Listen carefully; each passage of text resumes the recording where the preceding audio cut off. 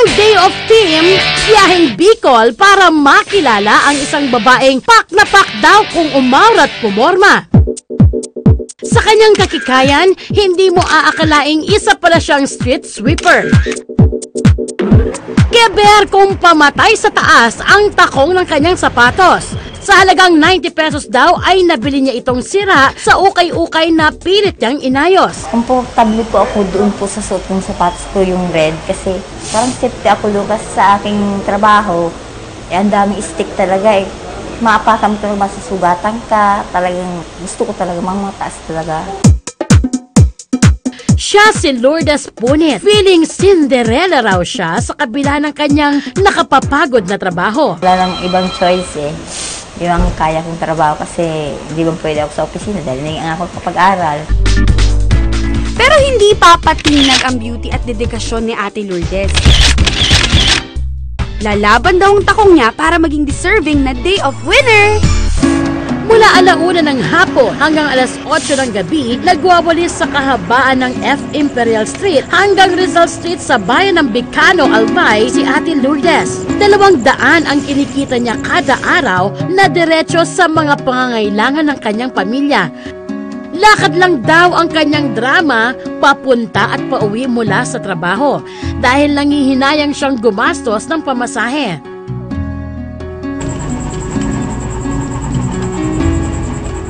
Pag-uwi sa bahay, bumubungad sa kanya ang mga anak na pinaguhugutan niya ng lakas. Sa umaga kasi, bakante yung oras ko para sa pamilya ko. Pag inatid ko na sa school nila, uuwi akong magsasayang ako, magluluto. Minsan maglalaba. Pag oras naman, time na nilang uwian na, susunduin ko na sila. May 4 na anak si Ate Lourdes. Ang panganay ni Ate Lourdes na si Alex ay huminto na sa pag-aaral dahil sa kakulangan sa pera at kawalan ng hilig sa pag-aaral. Pero nais na raw ni Alex ngayon ng isang mas maliwanag na kinabukasan. Nasa kinder naman ang 2 nakababata, habang ang pangalawang anak ni Ate Lourdes ay hindi pa rin daw nakakapagsalita sa edad niyang 9 na taong gulang. Madalas daw itong sumisigaw kung may gustong sabihin o may kailangan.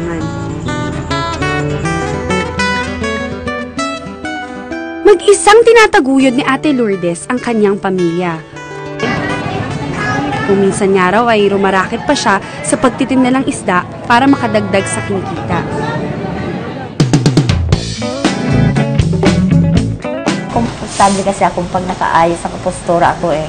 Yun na lang ang aking dreams para yung mga problema ko sa buhay na makalimutan ko. Kahit na sobrang problema ko sa buhay, hindi naman kailangan natin magpalusyang. Minalas man ako sa unang challenge. Susuwertein naman ngayon ang ating Day of Winner. In behalf of STI College Naga, malugod naming ibinabahagi ang gift of knowledge. Naway makatulong ito upang maabot ninyo ang inyong mga pangarap sa buhay. Congratulations po. Salamat po. Kailangan tayo may pagkakataon para masubukan yung buhay na maganda. Kailangan niya tayo makapagtapos sa pag-aaral. Maraming salamat po, madam. Congratulations po and maraming salamat din po. The enjoyment must go on din. Sige nga, romampa tayo rito, Ate Lourdes. Kiyapo, monumento! What? O, akala nyo biyahe ito ng ng papuntang Bicol?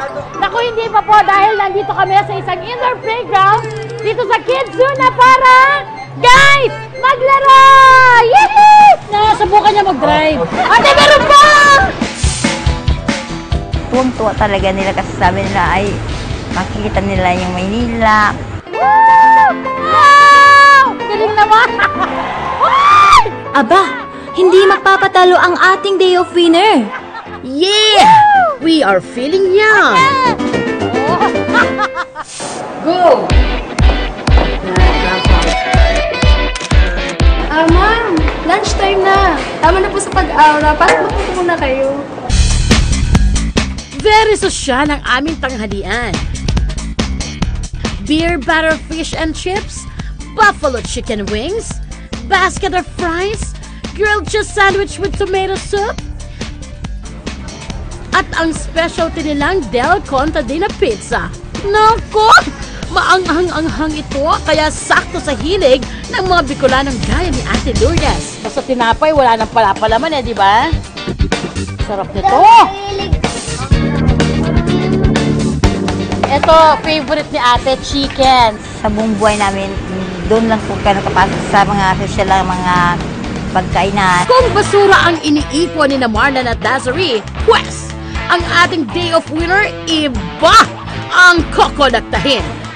Tara! Nandito tayo ngayon sa SoFab. Hello, ma'am! Hello ma'am, good afternoon. Welcome to SoFab. Nanay Lourdes, I'm Shara. Ako si Jamia.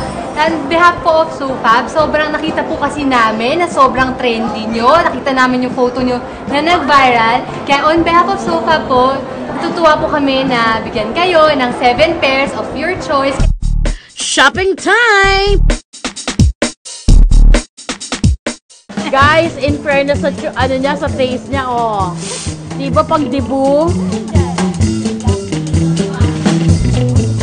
Oh, I'm so ingit, Ate Lourdes. Tuwang-tuwa po talaga ako sa sarili ko. Sa buong buhay ko po, hindi naman po ako nakakabili ng branded talagang shoes, mga sapatos. Kasi puro po ukay-ukay lang po. Sa Dubano lang po yung second hand. Nabibili ko lang po kasi super talaga, ang saya-saya ko po talaga.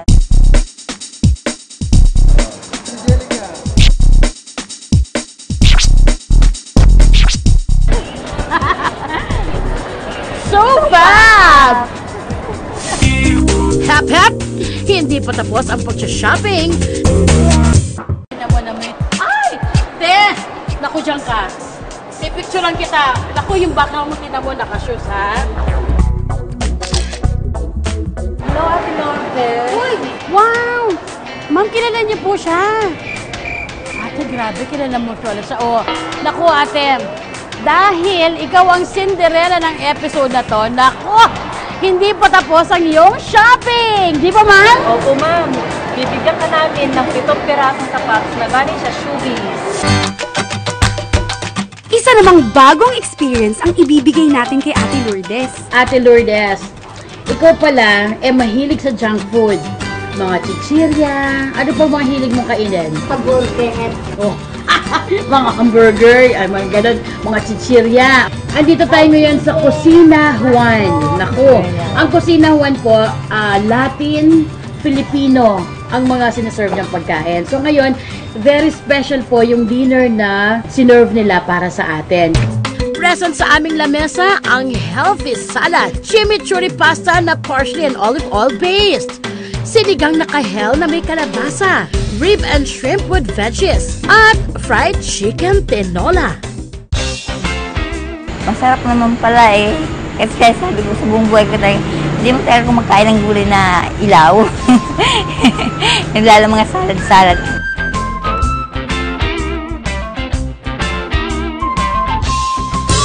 Meron kaming sorpresa sa inyo. Pikit muna mata. Charan! Oy! Woohoo! Batman! One for you. Yan. And then, para kay Aaron. Galing po sa SS Toy Store. Hala! Hindi na maganda ugaga sa laruan ng mga baget. Yung dreams nilang gusto nila mga robot. Saya talaga. Pero super ang saya ko talaga sa mga anak ko yung pagkakita kong mayroon silang laruan. Pero, bago matapos ang araw, isa pang treat ang makukuha ni Ate Lourdes. Okay! Naku, ate! Ito ang bukod dun sa mga shoes na sinaping natin. I believe that today is really your lucky day! Dahil nandito tayo ngayon sa Triple Lock Brew and Nail Salon! Palakpakan na po! Okay, umpisahan na ang pampering. First time ko din kasi makapuntang parlor. Sa buong buhay ko din mo talaga magpa-parlor. Ako lang ang gumagawa sa sarili ko eh. Sakto itong hand and foot nail spa. In-apply namin yung latest nail technology, which is the gel nail polish and the laser effect. It's very hip, it's very age-appropriate for Ate Lourdes kasi syempre, you're exposed to the sun, kaya medyo may kita talaga yung effect ng laser.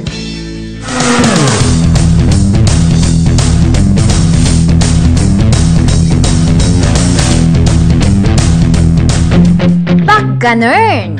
Akala ni Ate Lourdes tapos na ang kanyang mga regalo. Pero hindi niya alam, may dagdag pang sorpresa. Ate, wala ka nang poproblemahin. Hindi mo na kailangan bumili dahil meron pong regalo ang Ever Bilena para sa'yo!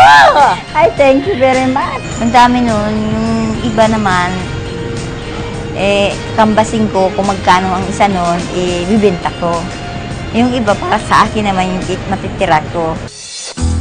Dahil family first ang motto ni Ate Lourdes, may isa pang handog ang day off para sa kanyang anak na si Aaron. Yung bata merong impaired na development dahil doon sa nangyaring mataas na mga lagnat at nagkukumbulsyon. As of now, hindi pa natin sigurado kung ang bata ba ay nagkaroon na ng permanent brain damage.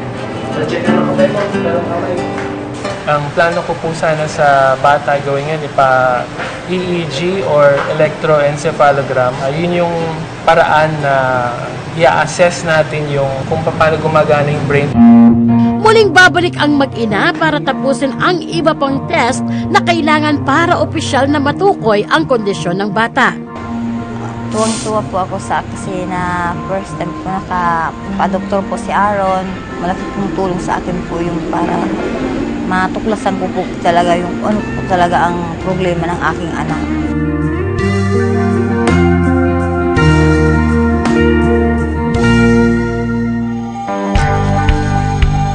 At salamat sa DO. Dahil binigyan akong pagkakataon para magkaroon akong DO. Sa buong buhay ko, di pa ako nakaranas ng DO. Puro trabaho talaga sa pamilya, anak, lahat.